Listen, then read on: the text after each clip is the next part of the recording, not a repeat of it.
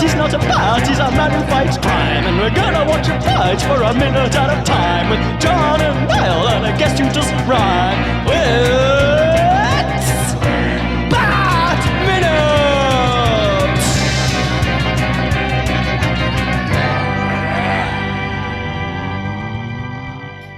Hello and welcome once again to Bat Minute Forever, the podcast where we're going for a ride on our Batman Forever machine, baby. 1 minute at a time. I am one of the hosts, Niall McGowan. And here to smash it up 3 days a week, it is I, John Parker. Finally, after like 2 minutes of like, ooh, boy, ain't much happening here, this minute is just like, oh, at least there's stuff in it here that the guests might like. Those guests, of course, being the guys who were on the previous 2 minutes. We were once again joined by Rikky Wiley and Ash Lerczak. Yo. Hello. Hey. I like the idea now that you're called Lash. Lash. Because that's what you almost said there now. Lash. That does sound like a Scouse Guns N' Roses tribute.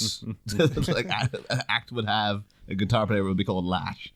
But but today though we're here to execute minute 66.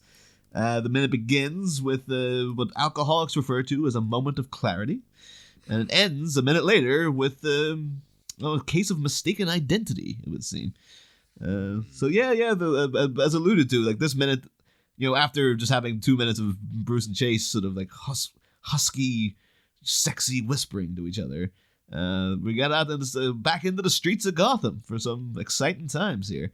Yeah, well, first though, Alfred has to inform Bruce by interruption that Dick, he gives us in the full story here, Dick has stolen the car, not the Jag or the Bentley. There can only be one of the car, right? Isn't like Bruce literally went through every single car that he owns. It's just like, for the love of God, sir, I'm talking about the car with the fin in the back. Not my souped-up Toyota Corolla. No, sir. Oh, he's full on mugging into the camera. Alfred, his eyebrow does a weird kind of, he's like, it looks like he's trying to check his nose for extenuating nose hairs. Why is Alfred suddenly bad? Because he was great in the previous 2 films, and he's suddenly just off his head as everyone else in this one. Well, that kind of proves that it's not the actors in the movie. It's the writing and the direction, maybe, because like all of these are pretty good actors in other things. Yeah. Or even in other Batman.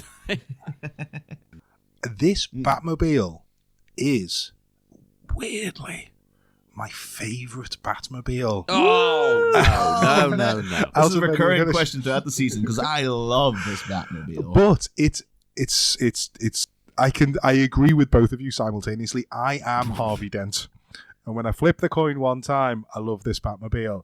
And when I flip the coin another time, I see the Batmobile as it is filmed in this dreadful shot. And it's just like, oh, God, this looks terrible. I think in this establishing shot, like this is the most like troubling shot of it, when the 2 fins are down. Which again, I think they said in like the extras in the DVD, they're like, oh, the fin goes down to make it more aerodynamic or whatever. But you could thematically say it's like, well, this is the beginning of the Batman becoming a partnership with Robin. So where it was once 1 fin, it is now 2, etc., etc. It's like an S-foil locking in attack position, isn't it? Oh, now if it moved like them, I would be digging it.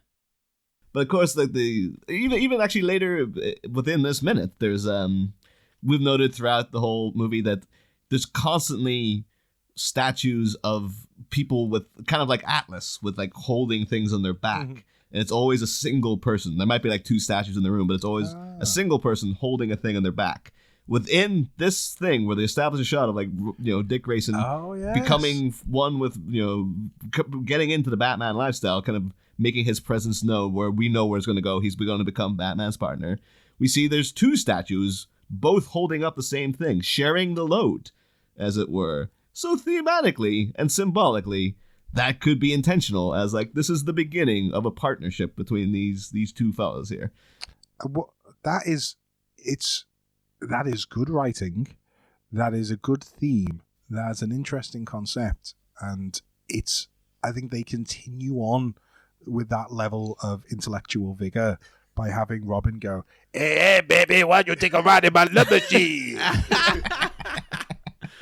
It's very highbrow. Like, that was like jaw on the floor when I first saw Can anyone place what accent it is that he's going for there? Can anyone place what the ethnicity is of all of these implied rapists? Because they have a super like Norman Rockwell style all-American girl, and they've just gone, oh, let's have the rapist be well, anyone who's not white. So it's basically every single race that's not a white there's race. like Maori. It looks like some people are Maori, or at least they've been made up to look Maori, but then obviously there's like Latin America going on in there, and it's just like, wow, who made that decision? I know, that is uncomfortable. Yeah. That when you think of it that way, it really is like, oh, you couldn't do that now. Yeah, no. And even the implied prostitutes are all not white, but all the other main characters and everyone else and everyone that you and like is all the main people, all the important people, and then all the good characters are all white, and then all these people in this kind of cheap Blade Runner style slum are all the ethnic minorities, and it's like this film had somebody responsible for casting. And they made decisions. This didn't happen by accident. Somebody got paid to do this. Hey, maybe we've uncovered the real reason they recast Harvey Dent. Maybe they were like, we can't have another bad character in this be a person of colour. That would look awful.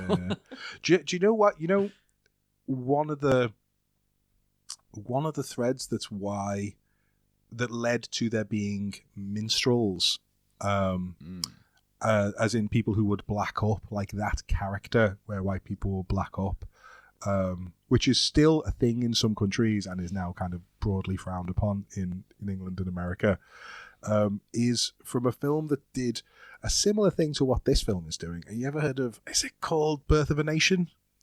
Oh yeah. And it's like a very early American film, and it's about all the freed slaves being rapists and how the brave cowboys come and save them. And I did download it, but it was like 3 hours long, and I found it really dull. I must confess I didn't get through it. But there are black people in the film, but anywhere where there is a black person on screen with a white woman, it is a white person blacked up. Because so they know that they're messed up and they're doing something wrong, because they wouldn't be ashamed to say, oh, can you do this scene with us then? No, it's something far worse than that. It's worse. Which is that there was a taboo, as there continues to be now, about which manifests itself nowadays with people's anxiety around interracial relationships, which is that there's an anxiety around, back then there was an anxiety around black people being shown on screen with a white woman, and it was part of the same thread that leads nowadays to people having issues with interracial relationships. God. And so you couldn't. It was seen as improper to have a white woman on screen with a black person, and so to get round that, they would have a white person black up in those shots, but you could have black people in other shots. Even if they're not interacting and things. I couldn't speculate further than that, but I know that's why that is like that in that film. That's crazy. I mean, of course it's crazy. It's that film, but good God. Yeah, but then this is this film. And this has this, and just like, the casting of the woman who is being dragged around, like, I feel I've made my point. It's right. It's all very, hey, baby, take a ride in my love machine. Well, we'll say actually, in speaking about that woman, this actress is Rebecca Budig. I'll just that a quick peruse of her IMDb. Nothing all that spectacular, but the most notable thing for our purposes is that she played Natalie Wood in James Dean Race with Destiny, and of course, in tying in with the show, one of the last people to see Natalie Wood alive, who was on the boat with her that night, was of course Christopher Walken. But other things she's featured in, I have to say, I was a bit concerned to see this one. the Sports Illustrated for Kids show, which is I thought Sports Illustrated was essentially supposed to be like a porn mag in America. No, it's a sports magazine. Yeah, I but think they do a special issue of like people in swimsuits and I think Nicole Kidman athletes. had a copy of it in her desk. But she's also in something called Captain Nuke and the Bomber Boys, which with Joe Piscopo from Johnny Dangerously. And she was in something called Bonehead Detectives and Form, Focus, Fitness, the Marky Mark Workout, which was an exercise video featuring Mark Wahlberg. Hey, he's in good shape still. Hey, well, I can't knock his fitness regime. I can knock him for things he's done in his personal life. But, Everything else about him. So are we supposed to deduce from this that when Robin, who obviously is a child, it's not a grown man, it's a child in this. No, he's not in his mid to late 20s now. First thing he does when he gets the Batmobile is goes to get a prostitute. Because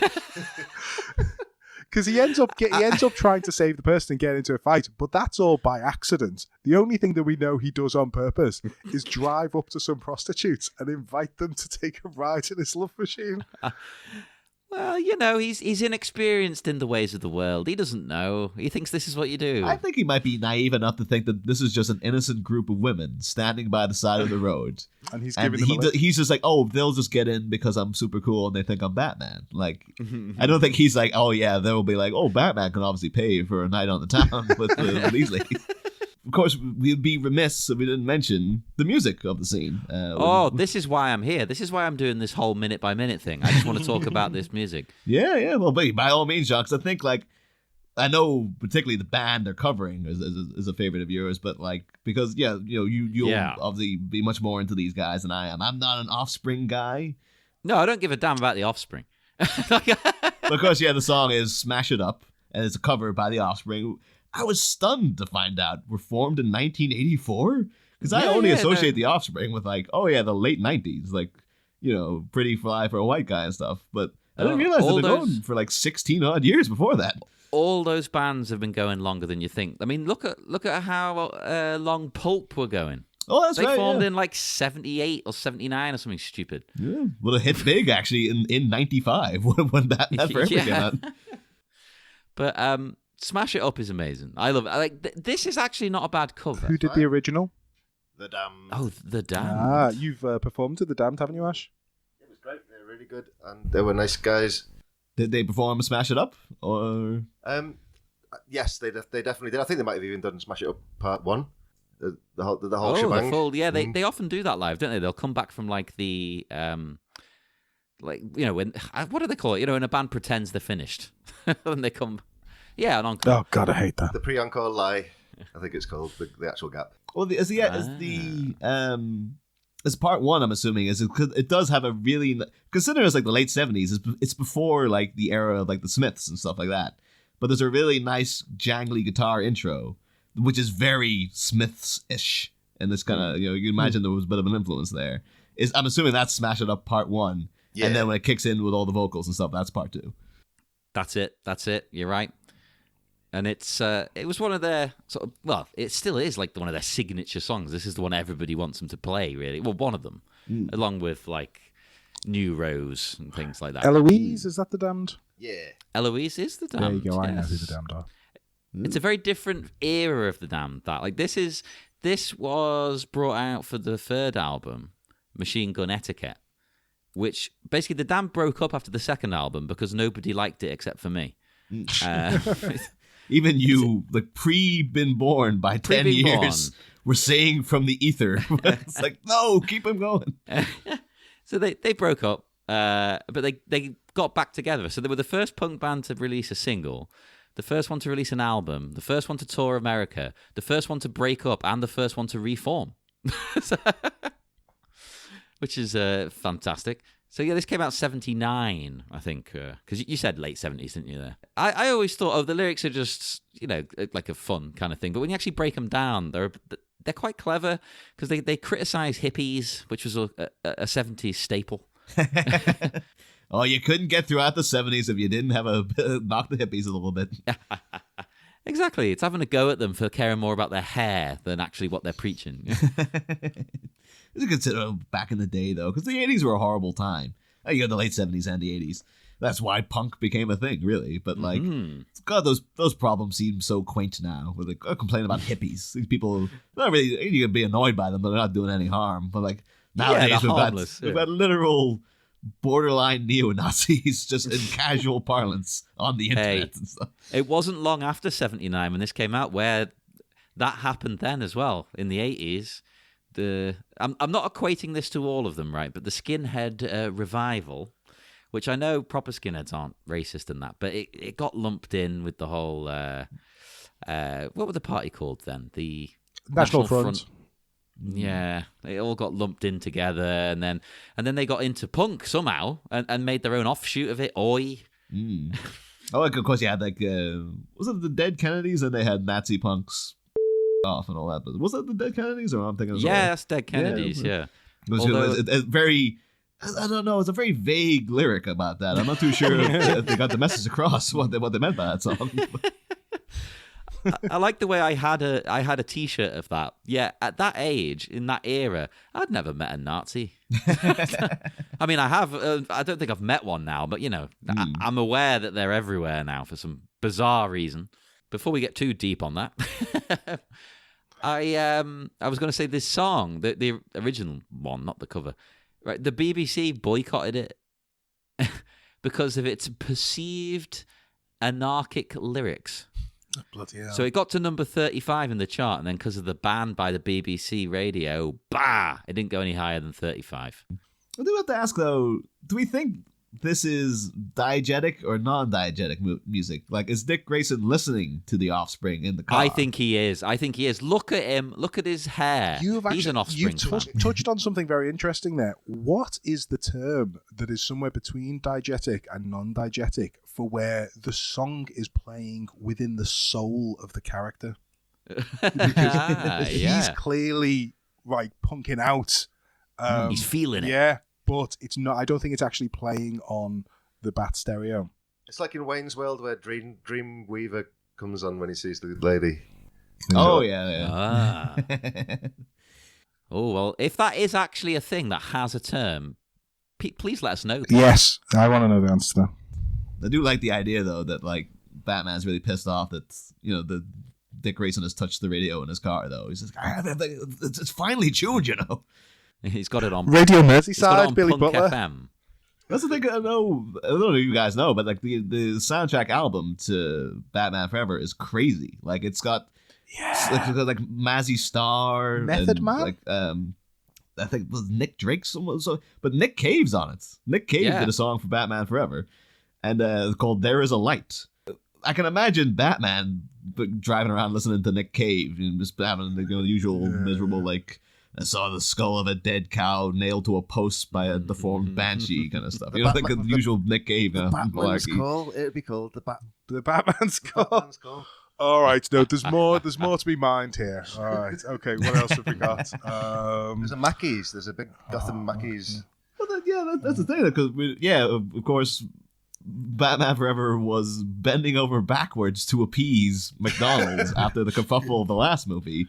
Where they were just outraged by this product that they had a tie-in to. What the hell is this thing with a sleazy pervert with goop coming out of his mouth and stuff? So yeah, apparently the legend is that there had to be like a McDonald's representative visiting the studio to make sure everything was above board. And I can't help but feel that this is that is the Golden Arches. Like if it's not, it could be like, oh, it's two doorways together. It just looks a bit like a McDonald's, but no, that's 100%. Definitely because we've got it on a loop and it just keeps coming up and you get such a long shot of it. It's just like the Mackey's of Gotham. It absolutely is. But the funny thing is, have you ever seen a McDonald's like with that sign that big just in the middle of the street? Not unless it's been between two statues holding up spheres. As they often are. So yes, I'm obviously wrong. Would be remiss, though, if we didn't mention, like, a little thing you get on the IMDb trivia is that apparently, usually they'll have stunt drivers driving the Batmobile for, obviously safety reasons. But cocky young Chris O'Donnell swaggered in and insisted, apparently, on driving the Batmobile himself, and apparently immediately then crashed it into a fire hydrant and dented the fender. So I guess it's just like the disappointment that Robin is at the end of this movie, where like he goes into his first fight and instantly gets captured by the villains and blows up Batman's boat. We'll just be like Chris O'Donnell, like we hired this kid and he's just wrecked the friggin' Batmobile. It's just like I guess this guy is the character because he's nothing but like a useless prick, basically. Poor Ash is just watching me squirm and writhe as I desperately claw to try and think of another Batman Nick Cave pun. I've got nothing. No, yes. Oh, if only I'd come up with that, I could rest. I can't. Only the finest here. All right, okay, leave it with me. I'll come up with something by the end, I promise. But tying into what you said, Niall, like what do you make of the scene in general, right? Because normally, this is a difficult one for me to judge, because normally I'd be annoyed that like Batman's gear's being treated as a silly, fun toy. You know, I hate that. I hated that in that new Ghostbusters trailer. But it's such an enjoyable kind of segment, like watching Dick go wild and be this rebellious character that we keep hearing he is. We don't ever bloody see it until now. Like, I can't help but kind of like the scene. Yeah, like, so many scenes have been like this, I think, for both of us throughout the whole movie, where it's like, this should be bad. But it's actually, I'm okay with it. Like, yeah. I'm 100% okay with it. Yeah, Dick Grayson steals a Batmobile and he goes out trying to sleaze with prostitutes and stuff. And it's just like, it is silly and stuff. But again, I would have been much happier had he actually been like a young kid. But actually, would that have annoyed me more, though, thinking about it? Because it would make more sense if it was a young kid, but then it might have been a bit irksome if he was really precocious and whatnot. Oh, I'd hate that, yeah. Yeah. But no, this scene, like, again, I know we're talking to two guys here who fundamentally despise this movie, apparently, but I love Batman Forever, and I'm like, yeah, this scene totally works for me. You mentioned, like, toys, the Batman being treated as a toy. This is one of the things, like, the Batmobile looks so cheap. If it's shot right, this Batmobile looks great, but it's so flimsy in its appearance, and it's like, oh, thank God you said that. I've been saying it all movie, and Niall never agrees. There are shots in it where it looks cool, where it's stationary, but the way it's filmed here is dreadful. I always thought this was going to be, and again, I don't know if I mentioned that previously, I thought Christopher Nolan's Batmobile was going to end up looking like this. I don't know where I got that into my head from, but I like how I could have been so naive as to presume that. But I thought the whole thing was they establish the Batmobile, that's what's it called, the Tumbler, in Batman Begins, and then in Batman The Dark Knight, it gets blown up. And I thought, oh, right, there you go. So, because that one looks a bit like a prototype, and then it gets blown up, and he'll have one that's like a super cool Bat car for the third one. And they just never did it. They just had more versions of the original Tumbler, which I was very disappointed with. I think it's a thing that's dictated to us via the old Batman movies, because, again, completely for like toyetic purposes. They would, like, in this movie, Batman has his outfit, and at the end, he has a new outfit. He evolves into a more high-tech outfit. Happens again in Batman and Robin, where, like, he starts off with his outfit, and then at the end, they're all dressed up in friggin', like, bits of silver and stuff hanging off them and whatnot. So I think it just... Because I used to think that the same thing about the Tumbler. It's like, oh, that's just, like, the bog standard beginning Batmobile. It'll evolve into the actual car eventually. Yeah. I think it's just from things like that. You're like, yeah, it'll... I even got the vibe... because they just released the picture of the new, the Robert Pattinson Batmobile. Yeah. I do have a kind of thing of like, oh, that's just his early car. Like in my head, I'm thinking like they'll make a sequel and it'll look like more like a classic Batmobile and stuff, where that might not be what they're planning to do at all. I remember it was you saying it, Ash, about the original 1940s super racist TV series of Batman, where there is no Batmobile in that. He just has a car, and it's like Batman will go off and he'll discover a crime's happening somewhere, and it's like, quick, let's get in the car. And then there's a shot, and I as I picture it, it's got kind of like a Volkswagen Beetle kind of vibe to it, and it's that going with that rear projection thing that they have. I love that. Not the Nicole Kidman phone call projection, but the Blag cinema projector thing that they drive past. If you ever look at any of what were they? Were they shorts? Were they for? They wouldn't have been. It was pre-TV, or can't think what those original. Have you seen those 1940s Batman serial? Some of them. Yeah. I think we could probably end up reviewing some of them actually for the Patreon. Oh yeah, at some point. Very good. I guess they were like in cinemas, like. Yeah, like before film and all that. Yeah. But I really, big fan of this style of Batmobile. I just wish it had been done differently. I will say, the beginning shots of it here, I think it's purposely done for comedic purposes, though, when he's kind of, what would you call it? Like, sort of, it's that thing some people do with cars, where you can kind of make it bump a little bit and stuff. Yeah, but he's doing it accidentally, isn't he? Is he, though? I think he might be. I thought so, because he doesn't know how to drive it very well. I just thought he was mistreating it. I now agree with Niall that it's like, he's doing the suspension thing that is associated with people from Latin America who are in America. Yeah, but he's not next to them yet. He's not pulled up to the women. He's just driving along. No, I'm not he's just trying to impress anybody in the street, though. Like, whoever happens to be watching. But when he goes past people, he's got the hang of it, and it's driving normal. I'm sticking with it. You're not changing my mind. This to me is like, oh, look, he's trying to get the hang of how this thing works because it's a rocket. I thought that's the thing. Like when it's turning that corner, it is supposed to be a rocket. It's got the flame shooting out, but it's going at like the 9 miles per hour or something. Very careful turn he makes there, and he drives past. And this is one of the things. Again, I really like it. Really like it. In Gotham, they don't have yellow cabs; they have black cabs. And they're done in the New York cab style, and they say Gotham on the top, and they have kind of like a metropolis skyline as the illumination on the light on the top of them. Really nice piece of design, really nice piece of world building for Gotham. It's just in a bucket of slurry, unfortunately, but yeah, I do like it. The set's lovely as well. It looks great wherever they are. Oh, especially when in later minutes, the thing where they do the thing with the UV lights, that is a novel, interesting. Don't see it very often. Say that again? I haven't seen it. Don't see it very often. And it's an interesting way of doing a fight scene where you're mixing things up a little bit. And I really like it. I really do like it. It just doesn't look painful getting hit with a glow stick, does it?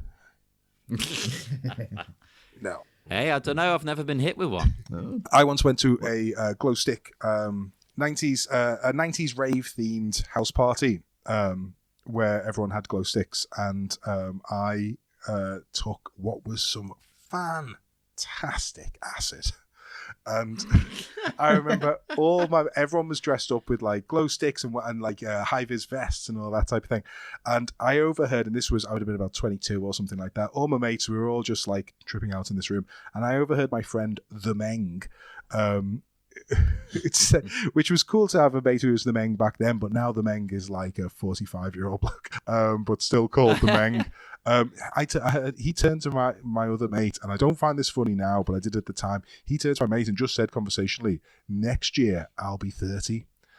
And I found that so funny. I laughed and laughed and laughed and laughed and laughed and laughed and laughed and laughed and laughed and laughed and laughed and laughed and laughed. Then I forgot what I was laughing about. Then I remembered. Then I laughed and laughed and laughed and laughed and laughed. And I kid you not, I laughed so much that when I stopped laughing, I sat up and all my mates had gone home.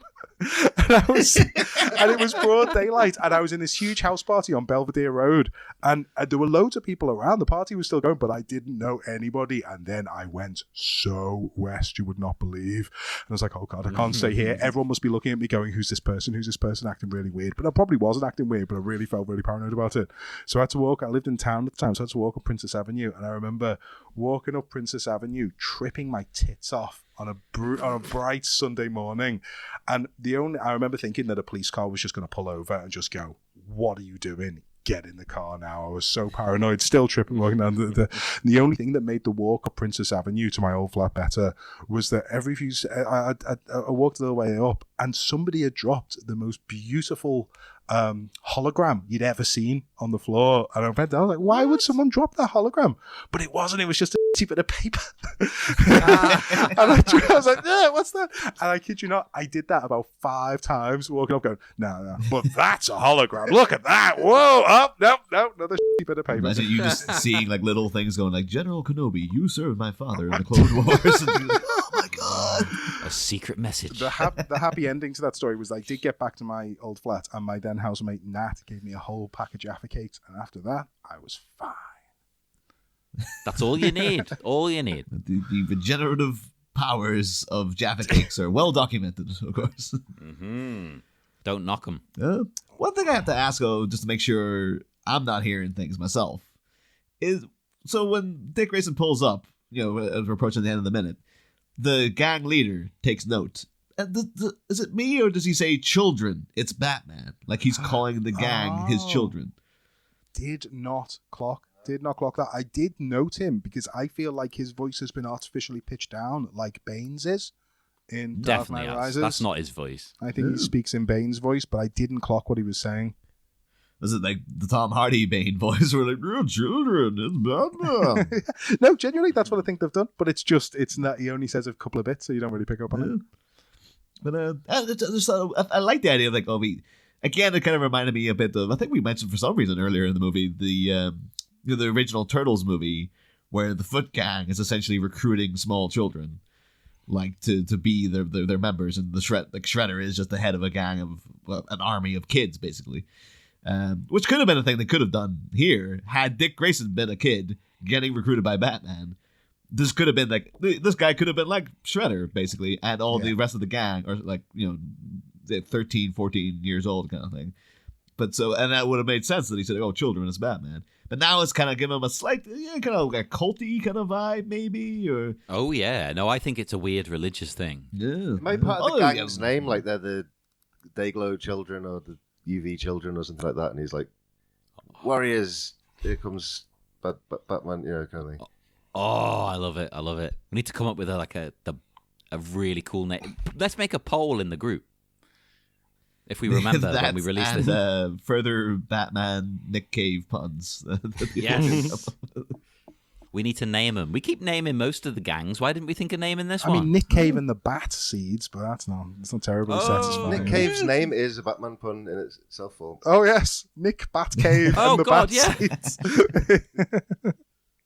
It was staring us in the face. Oh, God.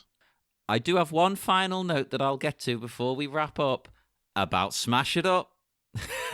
Going back to that. It's because this is an Everything's Connected. The song also appears at the end credits of DC Universe's Titans Season 2, Episode 10. Oh, nice. And of course, Titans been entirely focused around, well, not entirely focused around, but like Robin is essentially like the main character of that show. Mm-hmm. So yeah, there you go. Yeah, it's a good tie-in. I wonder if they knew that. Did they know? It's like, oh yeah, like Robin, yeah, like take that song from Batman Forever. I like to think they did, but they probably didn't. Was it the Offspring cover? Do you know, or the Damned original? It is the Damned's version. Oh, they're going old school, kicking it old school. Yeah, they want to get one up on this movie. Like, we're going to do the same thing, but better. Yeah. Dig, Lazarus, dig. Like the Lazarus Pit. Oh, yeah. There you go. Yeah, dig, Lazarus Pit, dig. All right. Just to... Straight to utility belt.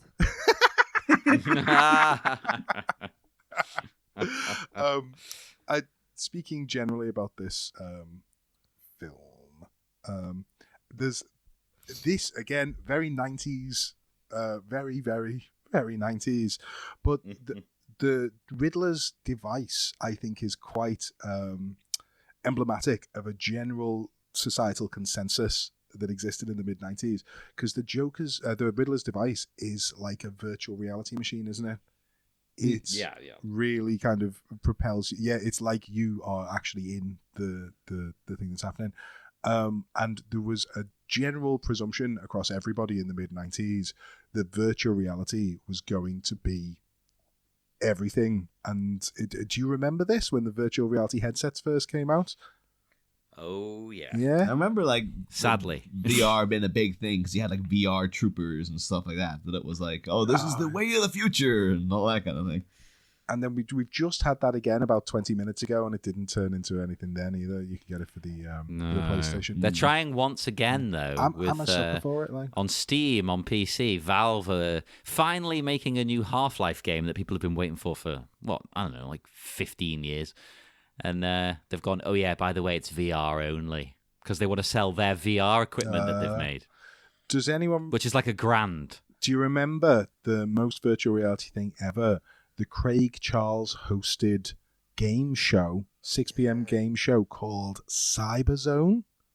No, Do you not remember? I don't think so. this? No. So there were two teams in it, one of whom were in a car, and they actually were sat in a little buggy in the studio.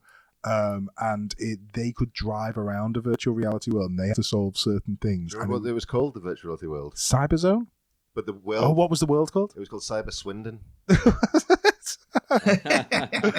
And then there were some people on like a treadmill who were wearing virtual reality helmets, and they were walking around, and they had to, don't know if they're on the same side or whether they had to work against each other.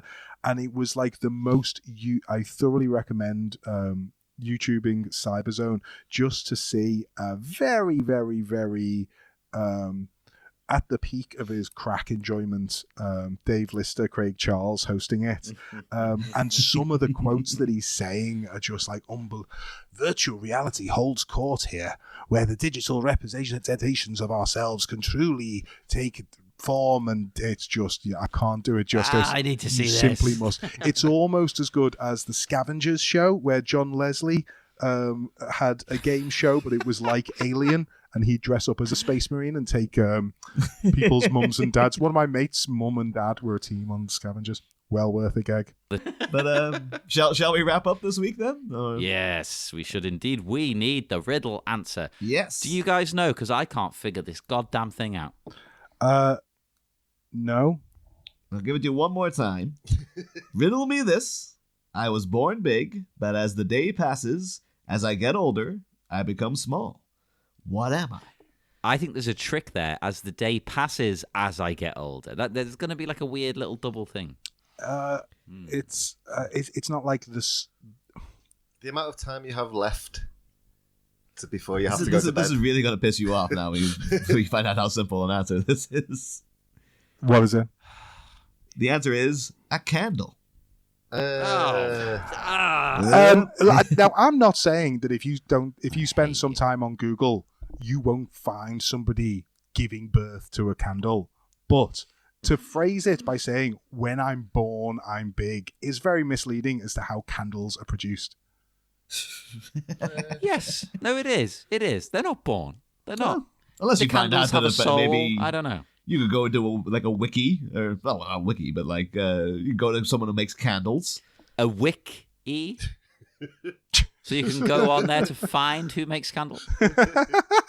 It best be called the wiki. I really hope that the candle makers Wikipedia is called Wikipedia. It should be. But yeah. So as with every answer to the riddle, the guests are now annoyed. So Yeah, and because you got it wrong, you unfortunately are up for extermination. Oh, Excellent. dear. I have to toss a coin, a la Two-Face, Oh, this is good. to decide whether we're going to run you over with the Batmobile or not. So first, get any plugs out of the way, because you might be dead. The firstborn is Dent. Oh, that took me a second. Yeah, Yes. that counts, doesn't it? I will definitely. I'm gonna add more of these on the listeners' cave. But that's by all means, that's yeah. how I want to. Getting that specific niche of Batman fans and Nick Cave fans. I like it. That's You're in the right room. That's how here. I want to spend my time doing my plug. I want to do more of those puns. Ash, what do you want to plug? How's about this then? It's not a plug. I just wanted to. You don't keep this if you've already said this one, but everything connected. What's it? What about the poster of Jim Morrison in the Lost Boys gang's lair? Oh yeah. We have mentioned that. Yeah. You got the Schumacher and you've got the Kilmer. Oh yeah. I didn't never even thought of that. Oh my That god. sprung to mind earlier. I forgot to say it. And the other thing was he didn't drink his coffee, and that was infuriating. I think the only things I can sign off on is up jumped the devil in the pale moonlight. Yes, thank you very much. And then the only other one I could think of was "This is the Keaton song," but that's terrible. So No, it's not. That's a masterful piece of work. Come on. But yes, we will depart. So come and speak to us. We're everywhere. We're on Facebook at the Bat Minute Listeners Cave. We're on Twitter at Bat Minute. We are on Instagram. What's the Instagram? is that The still... Bat Minute? Yeah, I think so. The Bat Minute. I should know. I use it every day. I don't know. It's automatically logged in. And, come and subscribe to our Patreon or come to TeePublic, buy a shirt. That's always cool. Now it's the tossing of the coin, the most important part of the episode. Will our guests live or die? You are both part of the same coin toss, so you have to agree now. Heads or tails for survival? I'll let you pick. The good Grayson. Heads. Heads, please. That was great too, though. Dun, dun, dun. Oh, it's heads. You get to live. Thank you very much. Nice one. I will cherish every moment. You guys get to sing to the new lows next season with Batman and Robin with us. So congratulations. You're now contractually obliged to. So. That should be like the monkey's paw twist at the end of like you get to survive the toy cost, but you have to come back for Batman and Robin. Well, I mean, the only thing I can say to that is I'm gonna Kilmer that woman. Yes, thank you. He's a little, I think that was an album track, so maybe not as well known as Nick Cave songs, but there you go. That's a good one. Getting a bit deeper. I like that. We're digging down. We're getting the nuggets. Digging like Lazarus himself. So we will be back next week with more Bat Minute Forever, and our guests will be back with more life. Not with us, but just in general. Have fun, everybody. Next time, Vigilante Academy 4, Citizen on Patrol. A rascally roll. Can I do it a line at a time and then, or is that too much of a pain? Just have one more go. I'll see if I can get, Just do the one whole thing, but I mean, I don't have to go back to the start. Yeah. Okay. A rascally rogue rolls to the side of the road and liaisons with ladies who look very en vogue. A rascally rogue, Jesus Christ, me. Well, I got that first. So, with ladies who look very en vogue, but while mockeries are made of the unmasked stranger, can a cadre of cads... That's getting recorded, so it can ruin it. But while mockeries are made of this unmasked stranger, can a cadre of cads draw this kid into danger? Find out next week. Same Bat Pod, different Bat Minute. Ba-da-da, ba-da-da-da-da-da-da-da-da.